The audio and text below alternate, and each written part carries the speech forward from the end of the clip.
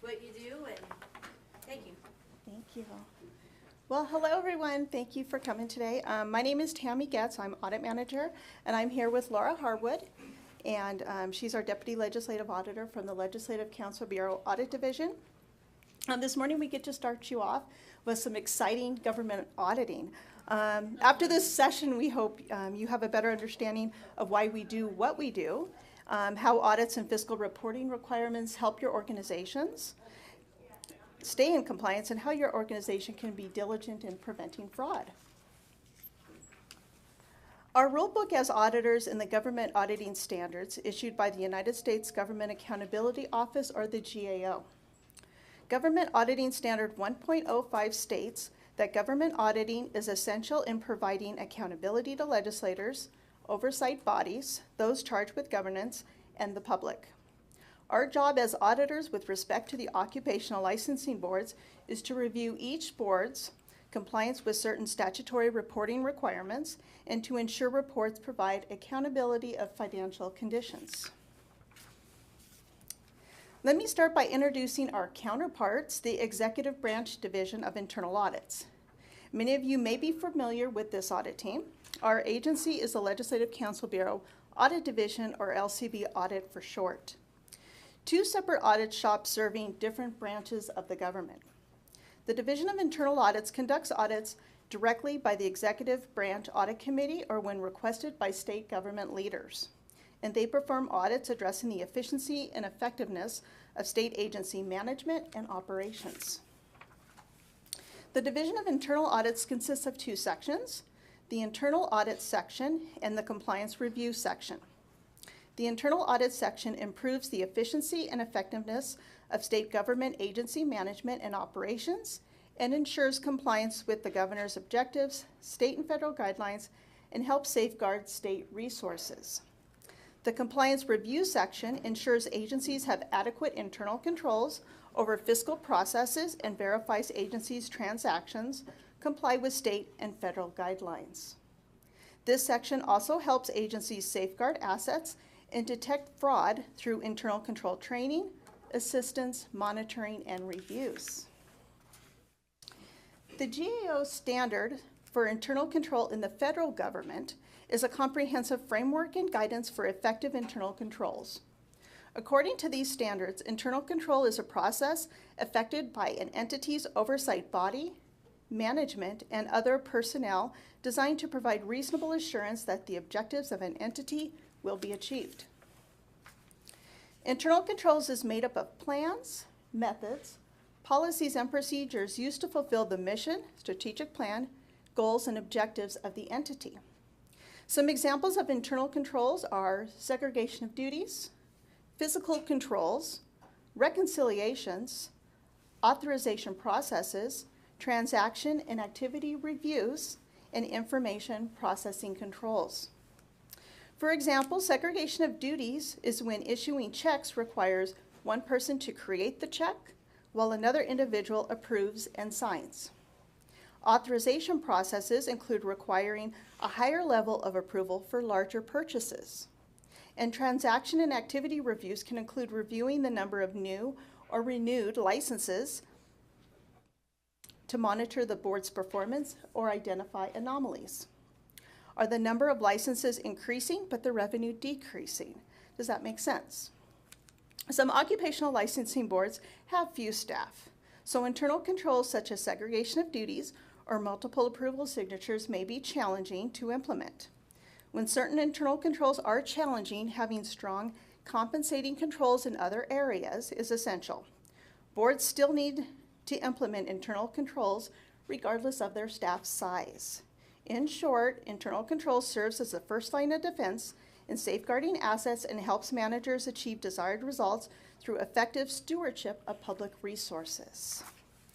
Laura will now discuss the legislative branch and LCB audit, which is the agency we work for.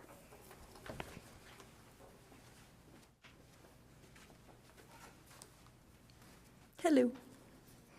Our division conducts performance audits on certain agencies and programs to address the operational efficiency and effectiveness of programs in relation to their intended goals and objectives, sufficiency of internal controls, and compliance with laws and regulations. These audits provide important insights into agencies, especially in times of limited resources and increasing demands for public service. Another important aspect of state government we assess is the adequacy of information security, which continues to be increasingly critical to the success of government functions. Other significant responsibilities of the LCB Audit Division include the statewide single audit, school district audits, and certain child welfare responsibilities, including child fatality and near fatality reviews and children's facility oversight. We are also statutorily required to count the money in the state treasury at least annually and review the financial records of special license plates and occupational licensing boards. Now let's talk about the Sunset Subcommittee of the Legislative Commission. NRS 232B established the Sunset Subcommittee and requires the subcommittee to conduct reviews of boards and commissions that are not provided for in the Nevada Constitution or established by an executive order of the governor. The Sunset Subcommittee selects at least 10 boards and commissions to review each interim and recommend whether those entities should be continued, modified, consolidated, or terminated. This means the subcommittee will ask boards and commissions to present information about their finances and operations during interim subcommittee meetings. Often, they ask various questions and request additional information to help them understand how well the boards and commissions are functioning. Some of you may already have had the pleasure of attending and presenting information at the Sunset Subcommittee interim meetings. The Sunset Subcommittee may also recommend to the Legislative Commission that LCB Audit conduct an audit of a specific board. For LCB Audit annual reviews, the occupational licensing boards submit their financial reports to us, we complete our review, and then we submit a report to the Sunset Subcommittee.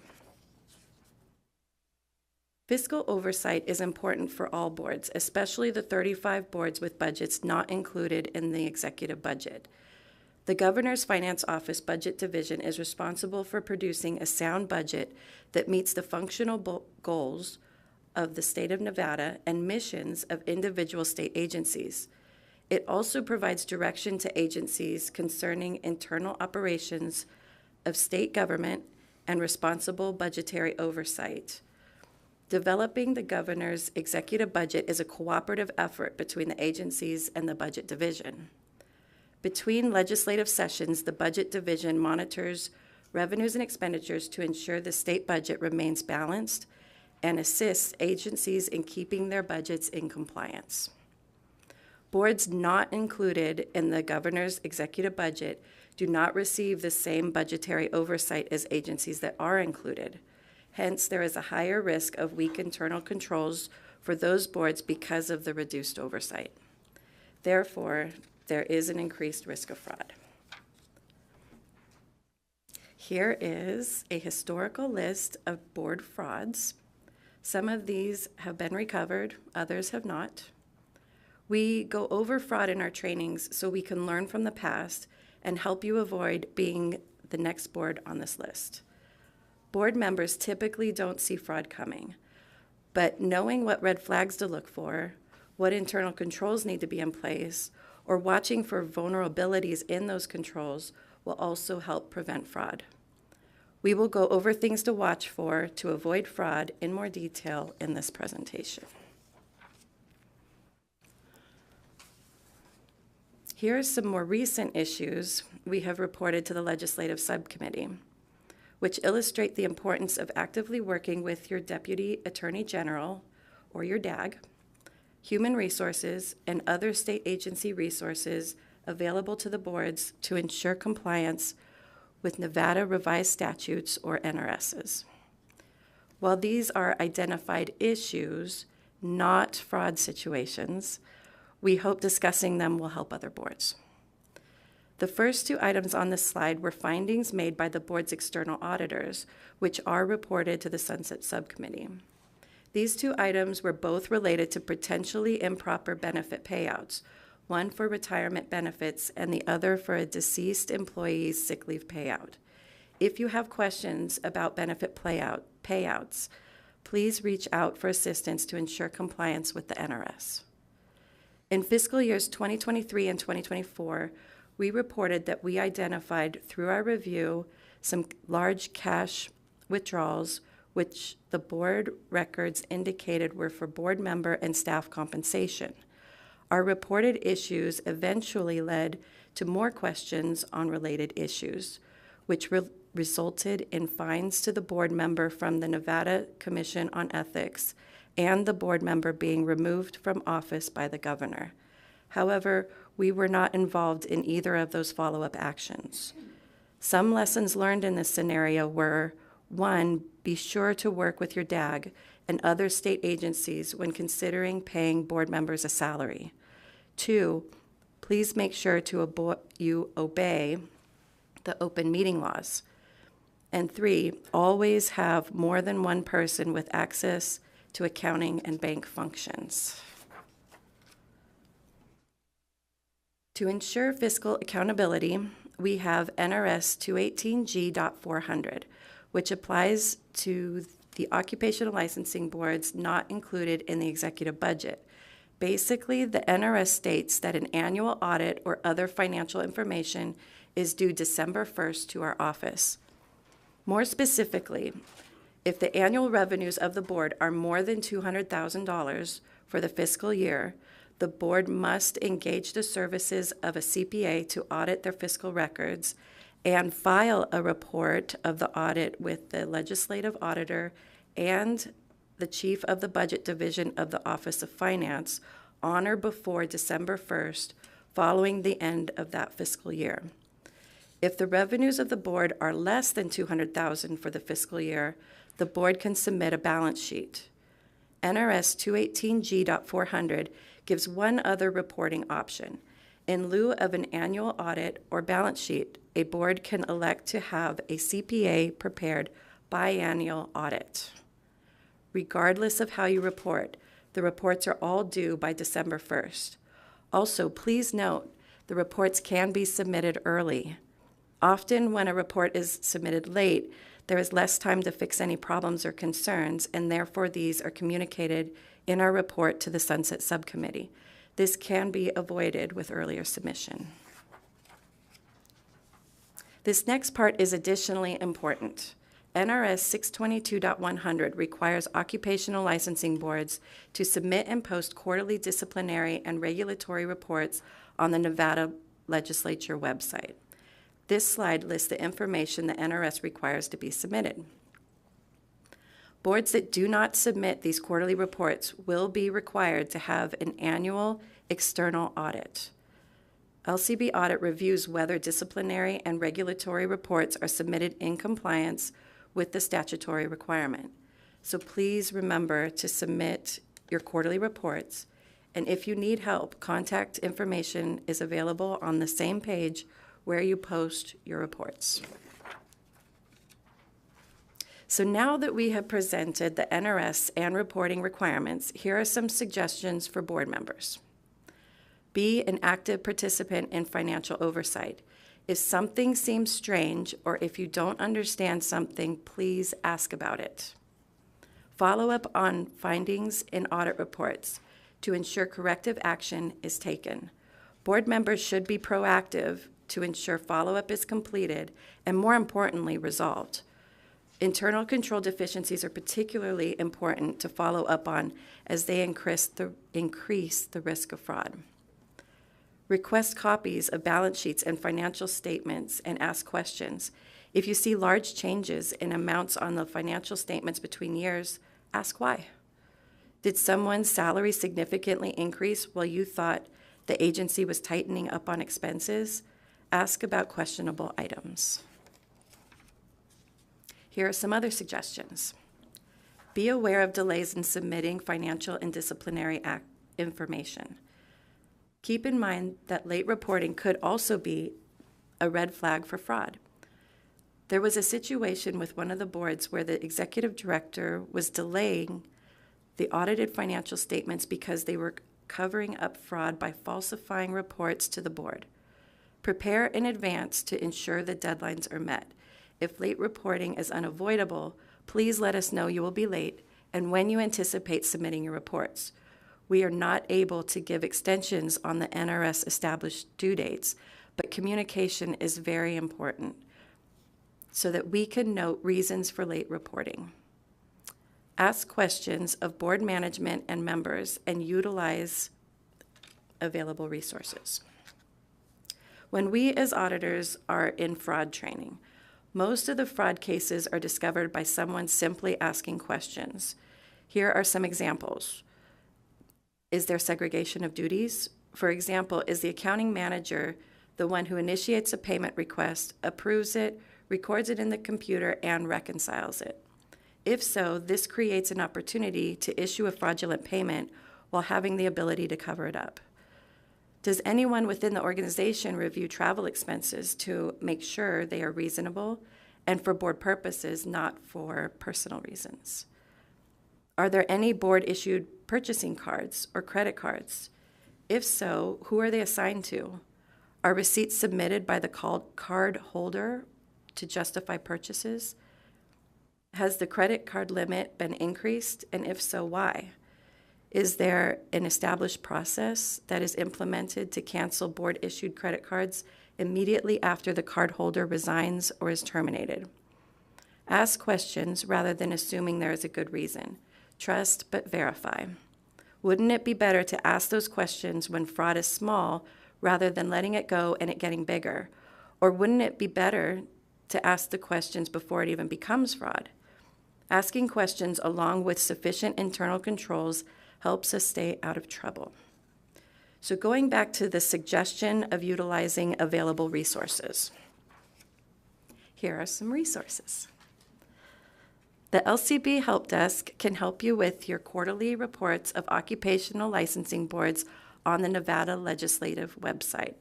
Their contact information is on the Reports of Occupational Licensing Boards website.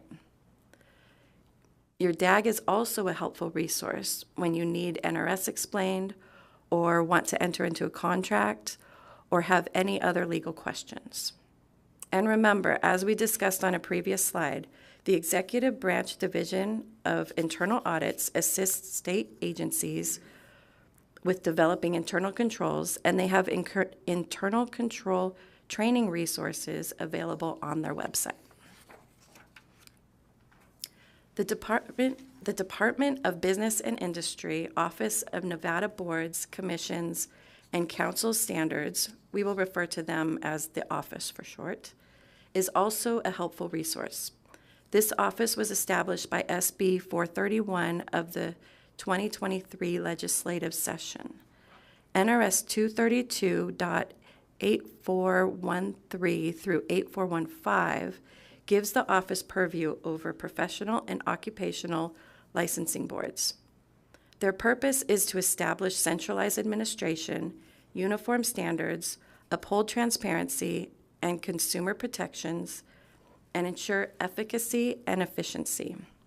The board is managed by Deputy Director Nikki Haig, and her contact information is at the bottom of this slide. This concludes our presentation. But I did want to ask of the people here up in Carson, are any of you guys the 35 occupational licensing boards that submit annual reports to LCB Audit? How many do we have here? Oh, cool. Nice to meet you all.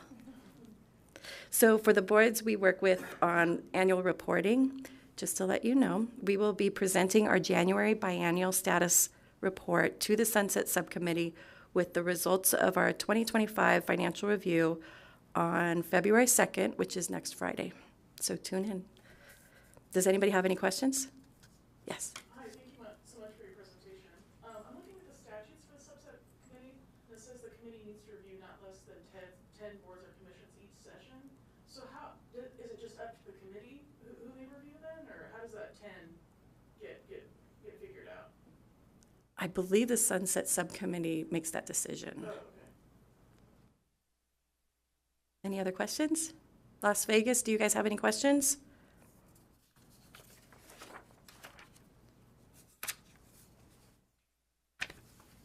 Can you hear me, Las Vegas?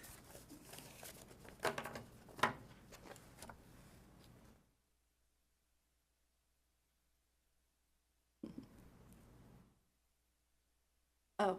We can hear you, but there's no questions here in Vegas. Okay, wonderful. Thank you.